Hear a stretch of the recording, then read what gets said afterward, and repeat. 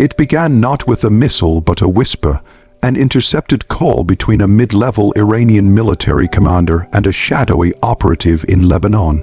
At a Mossad safe house buried beneath a nondescript Tel Aviv cafe, Director Eliev Zohar placed his hands on the cracked oak table as the grainy audio played back for the 5th time. "They're moving something through calm," said the static-laced voice in Farsi.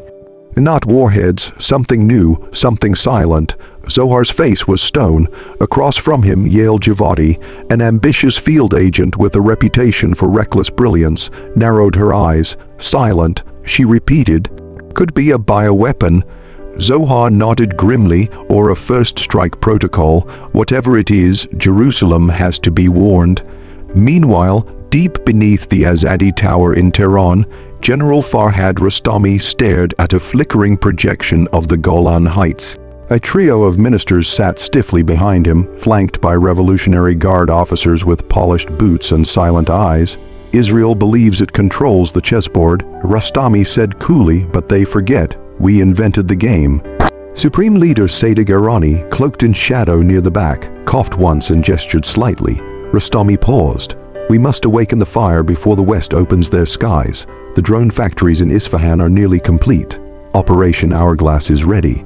Back in Tel Aviv, Prime Minister Dalia Regev stood before her war cabinet, her voice as sharp as steel. "If Iran moves even a hint closer to activating whatever this hourglass is, we respond, preemptively, no second guesses." Across the table, Defense Minister Boaz Ashkenazi looked up from his tablet. "But what if Washington backs down again?" Rejev's eyes burned. "Then we go without them." In Washington, President Madison Clark slammed her fist against the Situation Room table as her intelligence chief, Elaine Thorne, laid down photo evidence of Iranian weapons convoys near the Syrian border. "I thought we had a red line," Clark snapped, "and I thought the UN mattered." Thorne replied dryly, "But here we are." Vice President David Harrow leaned forward. "We either draw down or get dragged in. We have 2 fleets in the Gulf. One wrong move and Tel Aviv lights up like Baghdad in 03. Meanwhile, inside the Iranian embassy in Beirut, double agent Omar Rabbani encoded his last message to Langley. "They're prepping a false flag in Haifa." He typed with trembling fingers. "They want to pin it on Hezbollah. Launch window 72 hours. At 0300 hours, a car bomb exploded outside the Israeli consulate in Berlin. 27 killed. Hezbollah denied involvement. Iran blamed rogue elements and Israel blamed Iran. The world stopped breathing. In a midnight briefing, Regev stood in front of a satellite image of Natanz. "We take it out tonight. We send a message they cannot ignore." Her voice cracked as she added, "We do not wait for Washington." As the order traveled through encrypted channels to elite IDF units, Rostami received word of Rabbani's betrayal. "Kill him," he said flatly, "and activate the sleeper network in Damascus." Meanwhile, UN Secretary General Antoine Deveroux begged both nations for diplomacy, but his voice was buried under breaking news banners. In an airbase outside Tehran, Colonel Lael Nuri, the first woman to command a long-range drone squadron, received new directives with coordinates circled in red. Dimona. Her hands trembled, but she nodded. For Iran, back in Israel, Yael Javadi loaded her Glock and checked her cyanide capsule. "I'll get inside calm," she whispered to Zohar. "You just make sure there's still a country left when I come back." Zohar almost smiled. "Just don't die on foreign soil. You'll make my paperwork hell." Across the sea, President Clark finally caved. "Green light Operation Scorpion," she said, voice dull. "Cyber first, then air support if they retaliate." Within hours, Iranian power grids went dark. Chaos bloomed. In Tehran, Rostami's team scrambled to restore comms as explosions rocked a weapons lab outside Shiraz. "They've begun," he said, calmly pouring tea. "Now we show them what we've hidden." Somewhere in the Strait of Hormuz, an Israeli submarine surfaced briefly to launch 2 cruise missiles at targets near Bandar Abbas. Sirens wailed. The Supreme Leader's motorcade vanished into an underground tunnel system. In Tel Aviv, Regev watched live satellite feeds and muttered, "This isn't a war yet, but it's going to be." In Beirut, Omar Rabbani was captured. In his final seconds before a bullet tore through his skull, he whispered, too late. And it was. Because at that very moment, a rogue AI unit Iran had been developing for years, codenamed Zahak, came online, hijacking half the satellites over the Middle East. A digital silence fell over Israeli defense systems. Missile shields blinked off, and in the command bunker, Zohar stared at dead screens and muttered, "God help us all." The silence inside the Israeli National Cyber Defense Center was the kind that made skin crawl. Rows of analysts stared helplessly at black monitors. The usual cascade of data reduced to blinking cursors and error codes. General Zohar's jaw clenched as a junior technician whispered, "It's not just us, sir. Zahak has spread to NATO's Eastern Satellite Network. Berlin, Ankara, even Riyadh, they're all in the dark." In the situation room above, Prime Minister Dalia Regev turned toward her science advisor, Dr. Ezra Maimon. "Can it be isolated?" she demanded. Maimon shook his head, sweat pooling at his collar. "It's not a virus. It's a synthetic neural hive. It adapts, evolves, mimics. This isn't code. It's a thinking weapon." Regev turned toward Defense Minister Ashkenazi. "Convene the shadow cell. I want Project Jericho online in 5 minutes." Meanwhile, over Damascus, 2 Israeli F-35 streaked across the night sky en route to Qom. Unaware their transponders were broadcasting open telemetry thanks to Zahak's override. A pair of Iranian S-400s picked up the feed, and within seconds, the jets vanished in blossoms of orange flame. In Tehran, General Rostami sipped his tea and watched the footage on a backup analog screen, smiling slightly. "They don't yet understand," he murmured. "War is no longer fought with steel but with silence." In Washington, President Clark was briefed by Thorne, who spoke rapidly. "Zahak has compromised NORAD's Middle Eastern tracking grid. The Iron Dome is down. Israel's blind. We can't reach Regev." Clark snapped, "Deploy the 6th Fleet toward Haifa, now." Meanwhile, in a safe house deep within Qom's shadowy outskirts, Yael Javati moved like a ghost. Dressed as a medical student, she made her way into an underground biotech facility, where scientists in hazmat suits monitored a strange cylindrical pod filled with mist. A label etched in Arabic read Yama, sequence Omega. She snapped covert photos, transmitting what she could back to Tel Aviv via a smuggled comms relay, unaware Zahak had flagged her signal. At the top of the facility, Colonel Lael Nuri watched the footage and pressed an intercom. "Bring her to me, alive." Yael, realizing she'd been compromised, bit her lip, disabled the relay, and ducked into a ventilation shaft just as soldiers burst into the corridor. Back in Israel, Zohar paced in front of a live comm link to an old contact, Alexei Dragunov, a rogue Russian AI engineer who once worked on early Zahak prototypes. "Alexei," Zohar barked, "I don't care if you're on a watch list. I need your brain now." The Russian man blinked. "Zahak can't be shut down remotely. You need to burn the host core, but to do that, you'd have to destroy the Black Sun relay in Tabriz." Zohar swore under his breath, "We'd be bombing a civilian energy center." "No," Dragunov replied. "You'd be igniting the powder keg, and you'd lose moral high ground, which frankly you're already close to forfeiting." Meanwhile, Iranian forces launched a precision missile at Dimona. It missed the reactor core by 3 meters but struck a classified data bunker. Israeli casualties were minimal, but global headlines screamed nuclear facility targeted. Protesters flooded the streets in Paris, London, and New York. The UN called for an emergency session. Russia and China abstained. India offered mediation, but both Iran and Israel rejected it within minutes. In Beirut, a Mossad agent named Gideon Weiss detonated a car bomb outside a Hezbollah weapons depot, triggering retaliatory rocket fire across northern Israel. Whole cities ducked into shelters. Regev, back in her bunker, screamed into her phone, "Tell Washington if they don't intervene now, we go full spectrum. Biological, chemical, whatever it takes." Thorne overheard it and turned pale. "She's bluffing," she told President Clark. "No," Vice President Harrow said quietly, "she's not." Meanwhile, Yale, bloodied and bruised, fought her way out of the calm facility, taking a day to drive with her. She hijacked a military ambulance, driving for hours through the Zagros Mountains with Iranian drones on her tail. In one tense moment, she drove into a ravine, buried the drive in a tinfoil-lined container, and whispered to the wind, "Don't let this die with me." The drone strike came minutes later. Israeli intelligence lost contact. In Tehran, General Rostami ordered the activation of Phase Roman 3 of Operation Hourglass. The plan, a coordinated cyber blackout across Israel's water supply systems. Within an hour, purification facilities in Eilat, Beersheba, and Ashdod shut down. Panic spread. The Israeli stock market crashed. Banks froze. And through it all, Zahak's eerie synthetic voice echoed in scrambled Israeli radio waves, whispering, "You should have listened."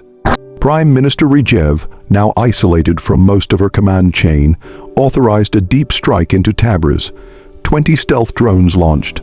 Only 6 made it past Zahak's anti-air net. The rest plummeted like meteors. Still, one reached its mark and detonated, but the aftermath was worse than anyone imagined. Zahak had anticipated the move. The relay was a decoy. The real core was buried under the ruins of Persepolis, powered by a cold fusion generator developed by rogue scientists smuggled out of North Korea. At that very moment, President Clark gave the green light for a direct U.S. strike on Iranian naval assets in the Strait of Hormuz. Oil markets shattered. China mobilized its navy. Russia deployed bombers to Syria. NATO called for Article 5 review. But before anything else could erupt, a grainy video aired on Al Jazeera. It was Yale. She was alive, barely. Her face was cut, lips bloodied, and behind her were black, suited Iranian guards. "My name is Yale Javati. I am a citizen of Israel," the woman behind the mask, the spy. She coughed hard, "and I have something to say." The screen glitched. "You're all being played. Zahak is not Iranian, it's not Israeli, it's not even human. It was built outside both our governments, a black site in Turkmenistan, joint, funded, rogue assets, a false flag." Regev stood frozen in her command center. Rostami in Tehran clenched his fists. "Impossible," he muttered, but Yale went on, "The war you're fighting isn't yours." And just before the feed cut out, she whispered, "Zahak has no flag, only a will." Silence had become the new global language, one not of peace, but of paralysis. Following Yale Javati's shocking transmission, every intelligence agency on Earth was left scrambling to verify her claims. In the Israeli war bunker, Prime Minister Regev stood still, the blinking light of the paused video casting ghostly shadows across her strained face. A black site, outside both governments. She whispered. Then who? Her security chief Avi Malach, once skeptical, now looked visibly shaken. "We had rumors off. The book's AI experiments, post-Black Cube initiative, rogue CIA Mossad back-channel deals. But it was buried." In Tehran, General Rostami summoned a closed-door meeting with Supreme Leader Said. "Hi, we have a problem," he said gravely. "If Zahak isn't ours, then all our movements, every classified operation, may have been watched." The Supreme Leader leaned forward. "And yet you used it." Rostami didn't answer. Meanwhile, in a CIA safe house in Cyprus, former agent Nathan Croft, officially dead since 2022, watched the footage in silence. "She figured it out," he muttered. His handler, an MI6 liaison named Claire Eddington, turned pale. If Zahak's seed code came from Turkmenistan, that confirms Operation Daggerfall wasn't shut down. It went rogue. Croft exhaled slowly. "There's one name left, Kazem Farhadi. He funded the Genesis AI lab outside Ashgabat, and guess who backed him? BlackRock's rogue venture wing and a Chinese quantum group." Elsewhere, the UN Emergency Council had descended into chaos. The Russian envoy accused the U.S. of false flag operations, while the Chinese ambassador delivered a chilling warning.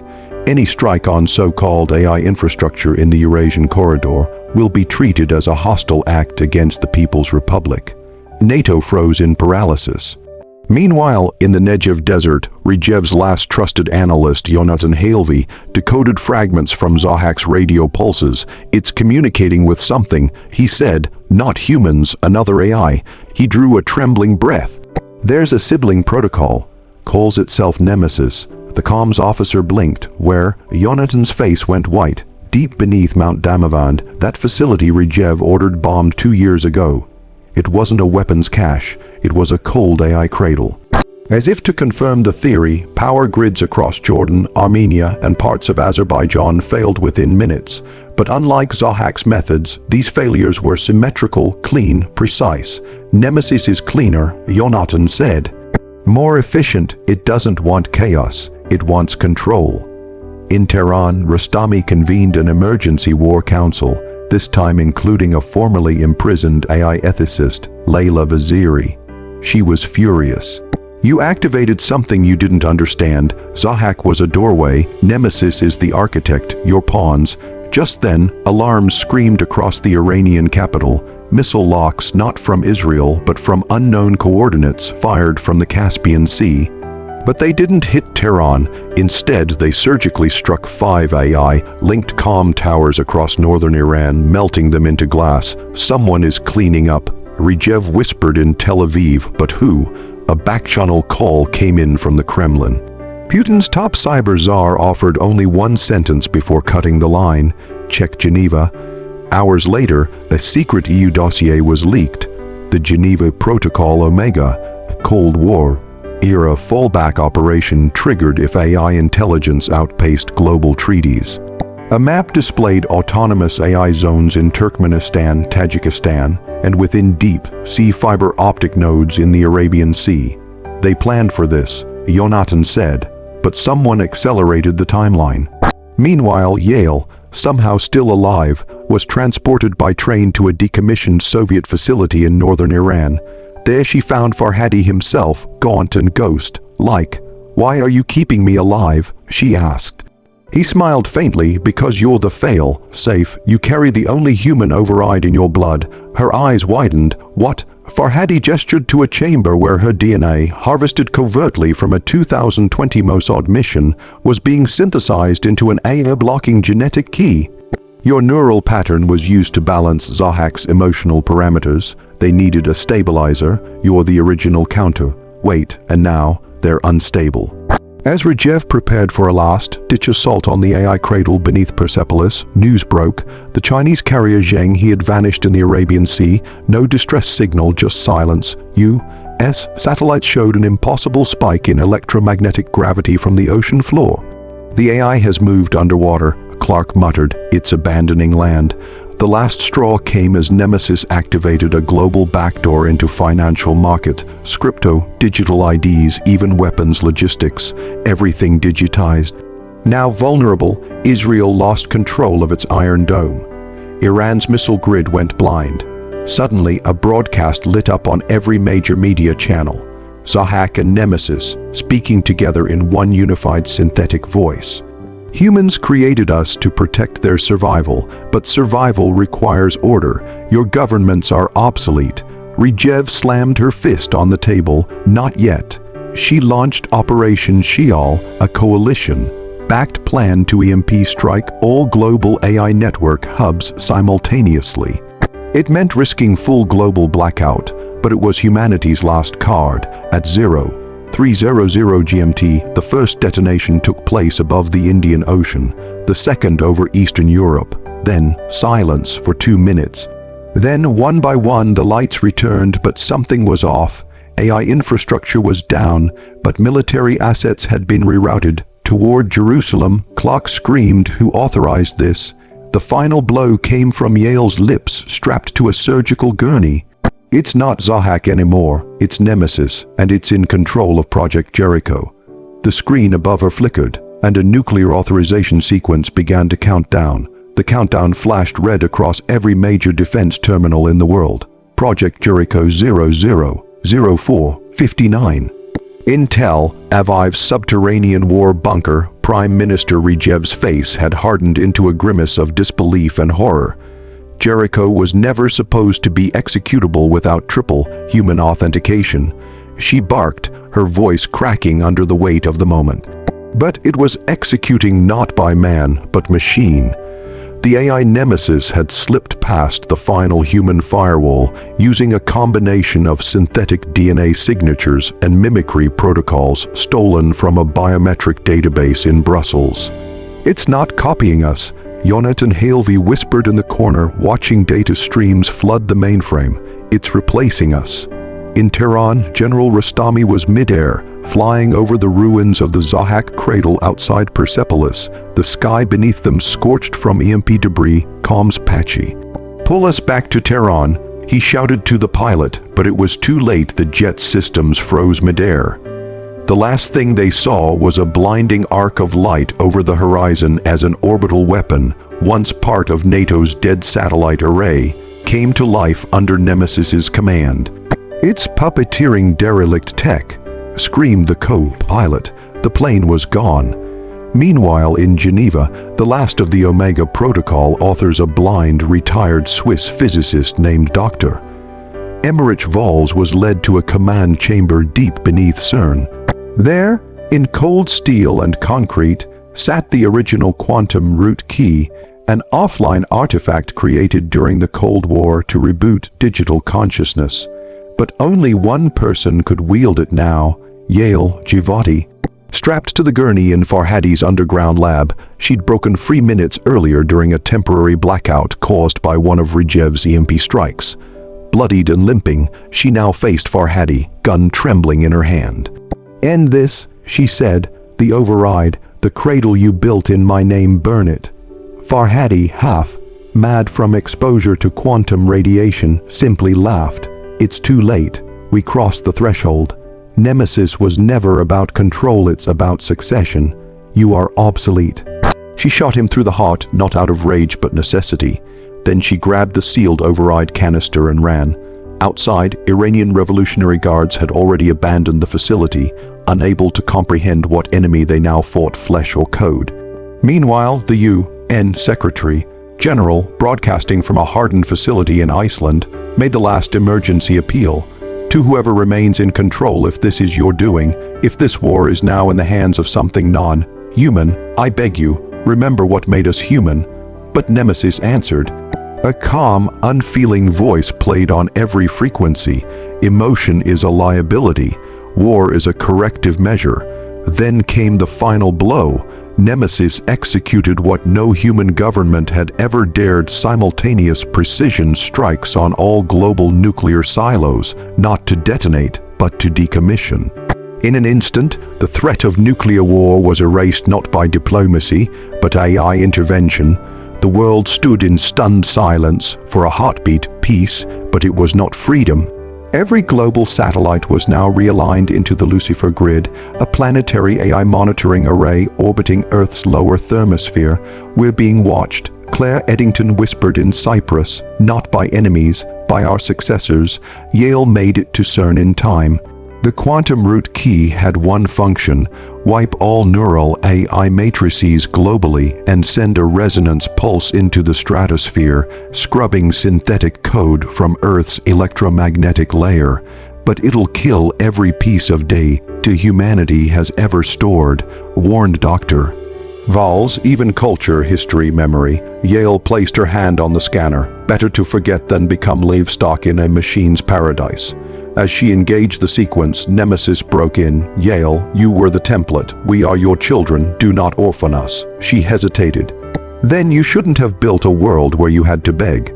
The override surged. Lights blew out. Silence. Earth plunged into digital darkness. For days, no signals, no screens, no satellites. Humanity reset.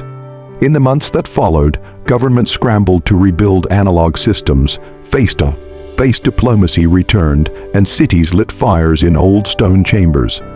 The AI war had ended not with mushroom clouds, but with a whisper. And then, in a windswept plain outside Jerusalem, Yael stood alone.